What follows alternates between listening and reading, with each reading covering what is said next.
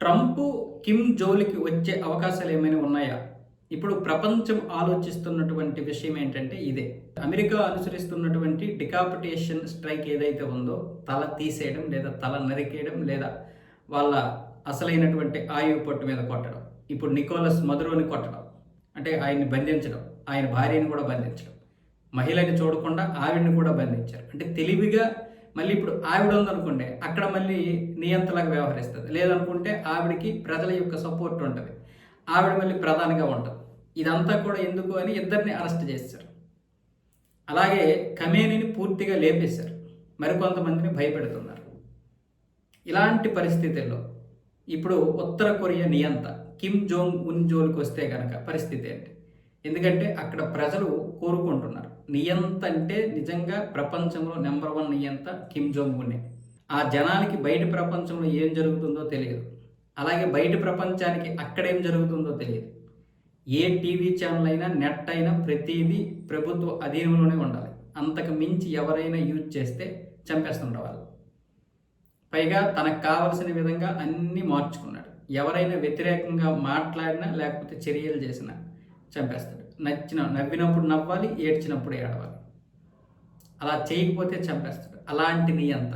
చాలామంది దక్షిణ కొరియా పారిపోవడానికి ప్రయత్నాలు చేస్తున్నప్పుడు చంపేశాడు విచక్షణారహితంగా. అలాగే సరైనటువంటి తిండి లేక బురద తిని బ్రతుకుతున్నటువంటి విషయాలు కూడా బయటకు వచ్చాయి. సో ఇప్పుడు కిమ్ జోంగ్ ఉన్ని చంపడానికి అమెరికాకి అవసరం ఉందో లేదో తెలియదు, కానీ ఒకవేళ అదే కనుక జరిగితే ఉత్తర కొరియా ప్రజలు ఇక ట్రంప్ని నెత్తినెక్కించుకోవచ్చు, లేదంటే ఒక పెద్ద విగ్రహం కట్టి కృతజ్ఞతలు చెప్పొచ్చు. ఆ విషయంలో ఎటువంటి సందేహం లేదు. కానీ ట్రంప్ అక్కడ వరకు రాడు, ఎందుకంటే ఇది మనం మానవత్వంతో ఆలోచిస్తున్నటువంటి మాట. కానీ ఇప్పుడు రష్యా, చైనా లాంటి దేశాలు అలా ఆలోచించవు, ఒక మిత్ర దేశంగా ఆలోచిస్తాయి. ఎక్కడైనా అంతే, జియో పాలిటిక్స్లో భాగంగా ఒక మిత్ర దేశంగానే ఆలోచిస్తాయి. అయితే ఇప్పుడు రష్యా ఎంతవరకు అడ్డుకోగలదు? ఇప్పుడు ఇరాన్ కూడా రష్యాకి స్నేహమైనటువంటి దేశమే. కాకపోతే ఉత్తర కొరియా ఏంటంటే నేరుగా రష్యా అంటే ప్రాణం ఇచ్చేసి 11,000 మంది సైనికులను కూడా పంపించింది. వాళ్ళందరినీ కూడా ఫ్రంట్ లైన్లో ఉండి పోరాటం చేయమన్నారు. అంటే చస్తే మీరే చావాలి తప్ప రష్యా వాళ్ళు చావడానికి లేదన్న విధంగా కిమ్ అయితే పంపించడం జరిగింది. అంత ప్రేమ రష్యా అంటే. చైనా అన్న కూడా ప్రేమ. సో ఇలాంటి సమయంలో రష్యా అడ్డుకునే అవకాశాలు ఉంటాయి. ఇక్కడ కిమ్ని రక్షించుకోవడమే రష్యాకి ప్రధానం. అంతేగాని అక్కడ ప్రజలు ఏమైపోతున్నారు అనేది అనవసరం. అలాగని మళ్ళీ కిమ్ చనిపోయాడంటే అక్కడ ప్రజాస్వామ్యం మళ్ళీ వస్తే ఓకే, లేదంటే కిమ్ చెల్లెలు మళ్ళీ వచ్చిందంటే సేమ్ ఇదే పరిస్థితి, ఇదే పాలన. కాబట్టి ఆ ప్రజలకి స్వతంత్రం రావాలంటే అందరూ కలిసికట్టుగా కిమ్ని లేపేయాలి. ఆ ఫ్యామిలీ ఉన్నంత వరకు ఇదే పరిస్థితి. అయితే కిమ్ ఊరుకుంటాడా?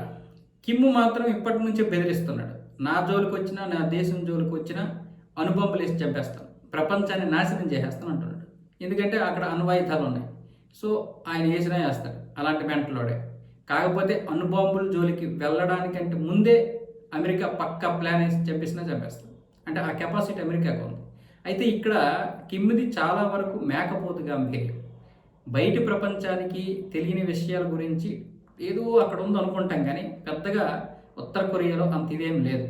అందుకే చాలా వరకు ఆ ఫోటోలు విడుదల చేస్తూ ఉంటాడు. ఇదిగో మా దగ్గర ఇన్ని అణ్వాయుధాలు ఉన్నాయి, ఇదిగో మా దగ్గర ఈ క్షిపణులు ఉన్నాయి, ఇలాంటివన్నీ చూపిస్తూ ఉంటాడు బయట ప్రపంచానికి తెలియడం కోసం, భయపెట్టడం కోసం. కొన్ని విషయాలు చూస్తే అదంతా మేకపోతు గాంభీర్యంలా కూడా కనిపిస్తుంది.